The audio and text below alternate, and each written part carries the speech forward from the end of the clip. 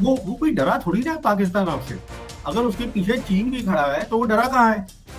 देखिए, जो चीन का हवाई जहाज है और जो मिसाइल है जिसको हम बोलते हैं, उनका हवाई जहाज था J-10 और उनकी मिसाइल थी PL-15। अब आप खुद देख लीजिए, जो डेसॉर एविएशन है, जो रफाल बनाते हैं, जब हमने कबूला भी नहीं था कि हमारा कोई जहाज गिरा है, तो उसके स्टॉक प्राइस नीचे चले गए थे। और जो ये बनाते हैं J-10, उसके स्टॉक प्राइस ऊपर चले गए थे। कि चीन का जो आज हथियार है, वो मुकाबले का हथियार है वेस्ट के और नेटो के मुकाबले का। मैं तो ये कहूंगा उससे थोड़ा सा बेहतर है। जैसे मैंने आपसे बताया, चीन खुल के सामने आ गया है। चीन के पास वो काबिलियत है जो अब वो पाकिस्तान को देगा, जिससे कि वो अपना डिफेंस जो है, एयर डिफेंस, उसको और तगड़ा करेंगे। तो ये बेसिकली दो मोटी मोटी बातें हैं। पहली बात है एयर वॉरफेयर, दूसरी है air and missile defence system, और तीसरी बात जो इतनी इंपॉर्टेंट मेरे को नहीं दिख रही है इस समय, वो है ड्रोन्स और लॉइटर ड्रोन्स। आपको हमको असलियत समझनी चाहिए, और खतरा इस बात का है, मैं आपको बताता हूँ। क्योंकि चीन उनके साथ खड़ा है, उनके पास सप्लाई जो है वो बहुत तेज आएगी पाकिस्तान के पास। तो इसका मतलब ये है, लड़ाई की तैयारी वो जल्दी कर पाएंगे। हमारे केस में अभी हमें ढूंढना है कि 5th जनरेशन एयरक्राफ्ट कौन सा आएगा। अभी आमका की बात हो रही है हमारे इंडिजिनस वाले की, उसके बाद अमेरिका कह रहा है हमारा ले लो, फिर रशिया कह रहा है हमारा ले लो। कहने का मतलब ये है कि वो तैयारी ज्यादा तेज कर पाएंगे, क्योंकि चीन उनके पीछे खड़ा है और चीन खुल के खड़ा है। मजीद भारतीय मीडिया ने पाकिस्तान के बारे में क्या कहा, आइए जानते हैं। वीडियो को लाइक कीजिए, हमारे चैनल को सब्सक्राइब कीजिए। जैसे मैंने आपसे बताया, चीन खुल के सामने आ गया है। चीन के पास वो काबिलियत है जो अब वो पाकिस्तान को देगा, जिससे कि वो अपना डिफेंस जो है, एयर डिफेंस, उसको और तगड़ा करेंगे। तो ये बेसिकली दो मोटी मोटी बातें हैं। पहली बात है एयर वॉरफेयर, दूसरी है air and missile defence system, और तीसरी बात जो इतनी इंपॉर्टेंट मेरे को नहीं दिख रही है इस समय, वो है ड्रोन्स और लॉइटर ड्रोन्स। उसको बहुत उछाला जा रहा है, पर ये जो दो चीजें हैं वो तय करेंगी कि लड़ाई क्या होता है, नतीजा क्या निकले जब होगी। जो जो ग्लोबली चर्चा हो रही है वो चीन के हथियारों को लेकर चर्चा हो रही है, उसमें कितना दम है? क्या ये किसी प्रोपेगेंडा का हिस्सा है, या माना जाए कि चीन ने एक नेक्स्ट जनरेशन हथियार बना लिए हैं जो यूरोपियन कंट्रीज के लिए और अमेरिकन के लिए चिंता का सबब हो सकते हैं, या उनके हथियारों की जो क्रेडिबिलिटी है उसको सवाल खड़े हो सकते हैं? देखिए, जो चीन का हवाई जहाज है और जो मिसाइल है जिसको हम बोलते हैं, उनका हवाई जहाज था J-10 और उनकी मिसाइल थी PL-15। अब आप खुद देख लीजिए, जो डेसॉर एविएशन है, जो रफाल बनाते हैं, जब हमने कबूला भी नहीं था कि हमारा कोई जहाज गिरा है, तो उसके स्टॉक प्राइस नीचे चले गए थे। और जो ये बनाते हैं J-10, उसके स्टॉक प्राइस ऊपर चले गए थे। और आप सारे जो लेख देखिए दुनिया में छपे हैं, क्योंकि पाकिस्तान की जो एयरफोर्स थी उन्होंने बहुत ज्यादा ब्रीफिंग दी थी। हमारे यहाँ हमने बात ही नहीं करी है, बिल्कुल हमारी एयरफोर्स ने कोई भी ब्रीफिंग नहीं दी है। तो उससे ये अच्छा, फिर जो फ्रेंच इंटेलिजेंस है उन्होंने भी कबूल लिया है कि हमारा एक जहाज गया है। फिर जो डेसो एविएशन है वो भी कबूल रहा है। अब अगर सब कबूल रहे हैं, इसका मतलब ये हुआ कि चीन का जो आज हथियार है वो मुकाबले का हथियार है वेस्ट के और नेटो के मुकाबले का। मैं तो ये कहूंगा उससे थोड़ा सा बेहतर है। आपने कहा थोड़ा सा बेहतर है, और चीन पूरी तरीके से पाकिस्तान के साथ है, तो ये भारत के लिए खतरे की घंटी है, या भारत चीन और पाकिस्तान दोनों की कंबाइंड एयर डिफेंस का मुकाबला कर सकता है? नहीं, देखिए, ये बहुत बड़े खतरे की बात है। आपको हमको असलियत समझनी चाहिए, और खतरा इस बात का है, मैं आपको बताता हूँ। क्योंकि चीन उनके साथ खड़ा है, उनके पास सप्लाई जो है वो बहुत तेज आएगी पाकिस्तान के पास। तो इसका मतलब ये है, लड़ाई की तैयारी वो जल्दी कर पाएंगे। हमारे केस में अभी हमें ढूंढना है कि 5th जनरेशन एयरक्राफ्ट कौन सा आएगा। अभी आमका की बात हो रही है हमारे इंडिजिनस वाले की, उसके बाद अमेरिका कह रहा है हमारा ले लो, फिर रशिया कह रहा है हमारा ले लो। कहने का मतलब ये है कि वो तैयारी ज्यादा तेज कर पाएंगे, क्योंकि चीन उनके पीछे खड़ा है और चीन खुल के खड़ा है। ये बात समझने वाली है। जो चीन की टेक्नोलॉजी की जो एडवांसमेंट है वो कितनी आगे है? क्या वो यूरोपियन जो वेपन सिस्टम है उनसे बेहतर है? देखिए, चीन अभी सिर्फ एक ही मुल्क है पूरी दुनिया में जिसने 6th जनरेशन एयरक्राफ्ट के 2 प्रोटोटाइप दिखाए हैं। और चीन ने के पास आज की डेट में 5th जनरेशन के 2 हवाई जहाज हैं, J-20 और J-35A, जो अब वो पाकिस्तान को दे रहे हैं, जिसका बातचीत हो चुकी है। तो हमें ये वेस्ट का प्रोपेगेंडा होता है कि जो चीन की जो इनोवेशन है उसको आप नीचे करके दिखाइए। चीन ने डीप सीक करा है आर्टिफिशियल इंटेलिजेंस में, तो चीन की बहुत सारी उपलब्धियां हैं। तो हिंदुस्तान में भी लोगों को एक रियल तरीके से असेसमेंट करनी चाहिए कि चीन जो है आज सिर्फ कॉपी नहीं करता है, चीन बनाता भी है नई चीजें और अच्छी बनाता है। आपका असेसमेंट चीन के बारे में क्या है? देखिए, मेरा असेसमेंट चीन के बारे में यह है कि चीन बहुत तेजी से नंबर 1 कंट्री वर्ल्ड का बन रहा है, और उसका मैं एक आपको छोटी सी उसका एविडेंस दे देता हूँ।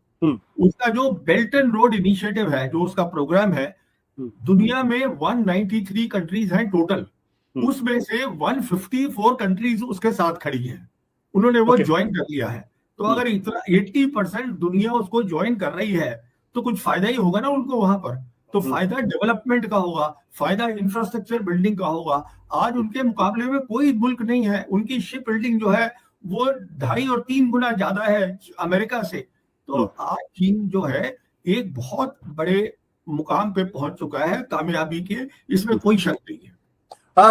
तो क्या भारत के लिए ये खतरे की घंटी, क्योंकि चीन से हमारे रिश्ते उतने अच्छे हैं नहीं, पाकिस्तान से हमारे रिश्ते वाकई बहुत खराब है, चीन पाकिस्तान के साथ खड़ा हुआ है, और लद्दाख और गालवान का एग्जांपल हमारे सामने मौजूद है। तो भारत को क्या करना चाहिए आज की तारीख में? क्या दो थिएटर ऑफ वॉर के लिए तैयार रहना चाहिए? नहीं, देखिए, चीन भी लड़ाई नहीं चाहता है, चीन की ये सोच ही नहीं है लड़ाई की। पर कहने का मतलब ये है कि जब तक लड़ाई नहीं होती वो नहीं हुई है, और बहुत सारे तरीके होते हैं जहां आप, जिसको हम बोलते हैं कोऑपरेशन करिए, जिसमें दोनों साइड का फायदा हो, ये हो सकता है। तो ये कहना कि चीन आज हमारा दुश्मन है, पाकिस्तान दुश्मन है, वो सब ठीक है, ये आज की बात है। अगर सरकार चाहे तो अपनी सोच बदल सकती है, कोई भी सरकार बदल सकती है। ये नहीं है कि पाकिस्तान आपसे लड़ाई करना चाहता है, चीन लड़ाई करना चाहता है, ऐसा कुछ नहीं है। अगर आपको कोऑपरेशन चाहिए है, अगर आपको महसूस होता है कि हमको कोऑपरेशन से हमें फोकस करना है। अब देखिए, हिंदुस्तान में आज जो है 80 करोड़ गरीब लोग हैं जिनको फ्री राशन प्राइम मिनिस्टर से मिलता है।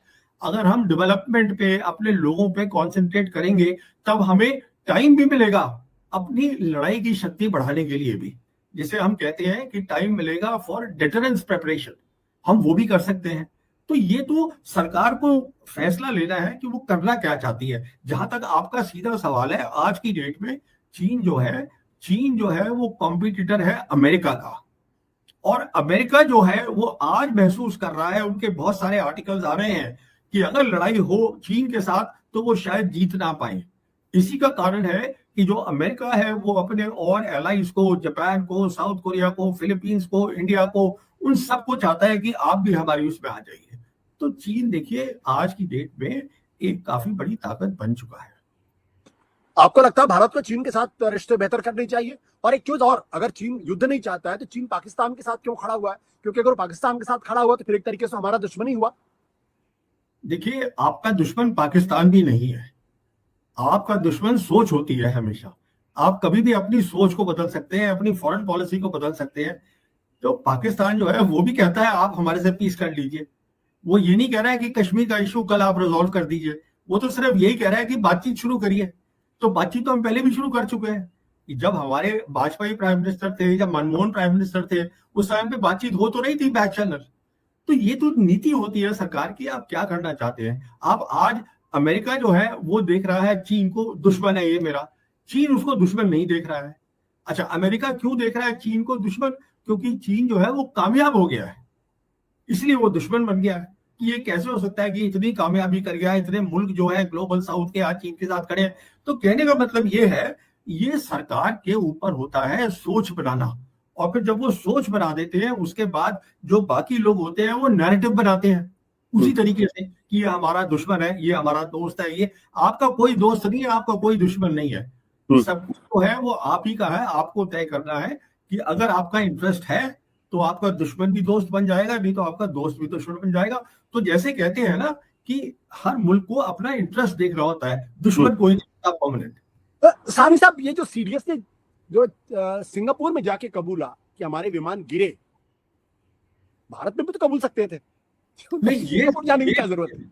मैं आपकी बात से बिल्कुल सहमत हूं, पर मुझे ये लगता है, देखिए पहली बात तो ये सरकार का फैसला है। अगर उन्होंने कबूला है तो सरकार ने कहा होगा आप जाके वहां कबूलिए, अपनी मर्जी से तो किया है नहीं, ये पहली बात है। अच्छा, वहां पे जो था कोई और सवाल जवाब नहीं हुआ। अगर यहाँ पे ये कबूलते, अगर ये गोदी मीडिया पे भी कबूलते, तो 15 मिनट के अंदर अंदर और सवाल खड़े हो जाते, तो वो थोड़ी बात भी दब गई। तो अब ये मेरी सोच है, पर उनको वाकई उनको हिदायत मिली है कि साहब आप वहां जाके कबूलिए।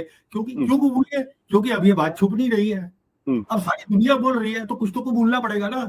वहां जाके ये जो एयरफोर्स चीफ ने जो बात कही कि भाई समय पे हमको नहीं मिल रहा है, जो और बार बार भारत आत्मनिर्भरता की बात करता है, सेल्फ रिलायंस की बात करता है, मेक इन इंडिया की बात करता है, और अगर इंडियन कंपनीज अगर समय पे हमको नहीं दे सकती हैं, तो उस कंप्लेन को आप कैसे देखते हैं?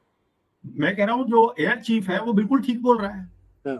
आज तक एयर चीफ जो है वो अपने अंदर की बात, क्योंकि he has suffered the losses, air chief तो सफर करे है ना, तो वो बिल्कुल ठीक बोल रहा है। वो परेशान है अंदर से, क्योंकि ये डीआरडीओ हेल कुछ नहीं कर पा रहा है, और इन्होंने आज तक कोई टाइमलाइन करी ही नहीं है। अब आप उसको कोई भी नाम दे दीजिए, आत्मनिर्भरता दे दीजिए। देखिए सीधी सी बात है, मैं सरकार से ये जानना चाहता हूं, आप मुझे ये बता दीजिए, आप अपनी रिसर्च और डेवलपमेंट में कितना फीसदी, कितना परसेंटेज डाल रहे हैं?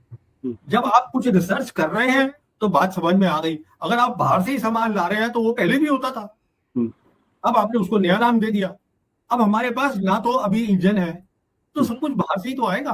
अब वो अमेरिका के बैठे हुए हैं कि साहब आप हमें अपना इंजन दे दीजिए 414। अब जब तक वो नहीं आएंगे तो ये काम नहीं चलेगा, एलसीए का जो नेक्स्ट स्टेप है वो नहीं होगा। तो एयर चीफ क्या करेगा? एयर चीफ की समझ में आ रहा है कि पाकिस्तान के पीछे खड़ा है चाइना, और चाइना के पास सारा सामान है, वो उसको पकड़ा देगा। हमारे पीछे कोई खड़ा नहीं है, तो हमको इधर उधर ढूंढना ही है ना, जो हमारी इंडिजिनाइजेशन है। अभी देखिए, आत्मनिर्भरता एक बहुत अच्छा कॉन्सेप्ट है, पर ये पीस टाइम का कॉन्सेप्ट है। तो जैसे हम आप दोनों बात कर रहे थे, अगर सरकार ये फैसला कर ले कि मैं अभी हमें अगले 10 साल शांति चाहिए, हम डेवलपमेंट करेंगे, तो शांति आ जाएगी, ऐसी कोई बात नहीं है। ना चीन और ना पाकिस्तान आपका दुश्मन है। उस वक्त में आप आत्मनिर्भरता करिए। इन चीजों में टाइम लगता है, उसके अंदर आप पैसे लगाइए, सोच लगाइए, और एक प्लान बनाइए और काम करिए। अब आप लड़ाई कर रहे हैं और साथ साथ आत्मनिर्भरता की बात कर रहे हैं, वो कहां से होगा? यही तो बोल रहे हैं, क्या बोल रहे हैं? तो आप भारत की डिफेंस प्रिपेयरनेस को कैसे देखते हैं? अजी साहब बहुत बहुत ज्यादा काम कर रहा है। आप एयर चीफ को ही सुन लीजिए, मैंने क्या देखना है, वो बोल ही रहा है खुलेआम। जब देखिए, जो अगली लड़ाई होगी पाकिस्तान के साथ मिसाल के तौर पे, तो वो एयर वॉर होगी। अब आपका एयर चीफ ही बोल रहा है कि मुझे प्रॉब्लम है, तो अब आप मैं कौन होता हूं बताने वाला डिफेंस प्रिपेयरनेस? वो बोल रहे हैं कि नहीं है। पर सानी साहब, अगर पॉज हुआ है तो सीजफायर भी तो हो सकता, दोनों देशों के बीच में क्यों जंग लड़े? तो नहीं, जंग तो हमको पहले भी नहीं करनी चाहिए थी। मुझे तो अभी तक ये समझ में नहीं आया, ये आपने हासिल क्या कर लिया? आप मुझे ये समझा दीजिए, क्या ये आतंकवाद रुक जाएगा? बिल्कुल नहीं रुकेगा, आप देख लीजिए। वो कोई डरा थोड़ी ना पाकिस्तान आपसे। अगर उसके पीछे चीन भी खड़ा है तो वो डरा कहाँ है? तो कहने का मतलब ये है, आपने ये कर लिया, चलिए आपकी जो भी सोच है आपने कर लिया। आपने क्या हासिल किया? आपकी जो कमजोरी थी एयरफोर्स की, पहले बालाकोट में दिखी, अब दोबारा फिर अब दिख गई। अब आपका एयर चीफ परेशान हो रहा है, खुलेआम वो बोल रहा है कि मेरे पास वो नहीं है, हवाई जहाज नहीं है, ये लोग टाइम पे कोई काम नहीं करते हैं, डीआरडी। तो ये प्रॉब्लम्स है ना बहुत सारी। तो आपको ये सब, और या तो ये होना कि अगर आपका एक डेलीगेशन गए हैं, इतने 29 डेलीगेशन गए हैं, तो उससे हासिल क्या हुआ है? मुझे तो ये समझ में नहीं आया उससे क्या हासिल होगा। क्यों हासिल नहीं होगा?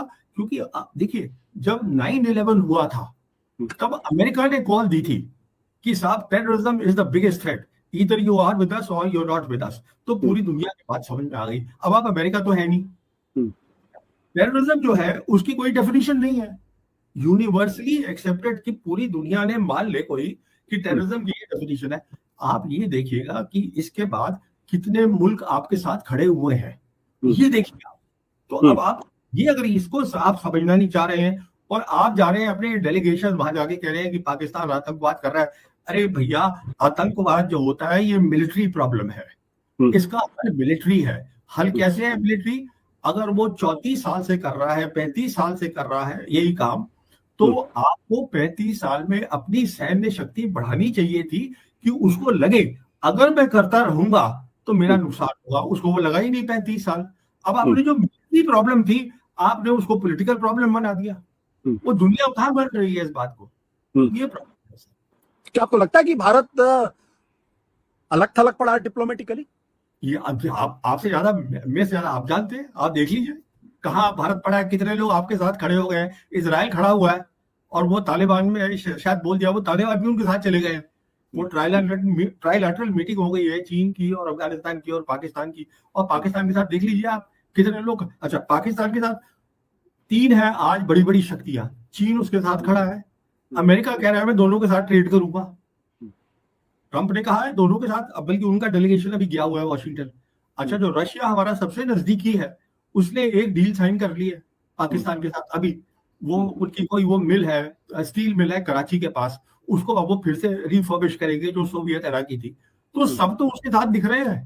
तो ये तो हमें सोचना है कि ये क्यों हो रहा है। देखिए, ये एक बहुत सीरियस मामला है। लड़ाई जो जंग जो होती है वो मजाक नहीं होता है कि वो टेलीविजन के ऊपर चिल्ला दिया आपके साथ हमने ये कर दिया, कराची घुस गए, ऐसा आप कहीं नहीं घुस रहे हैं।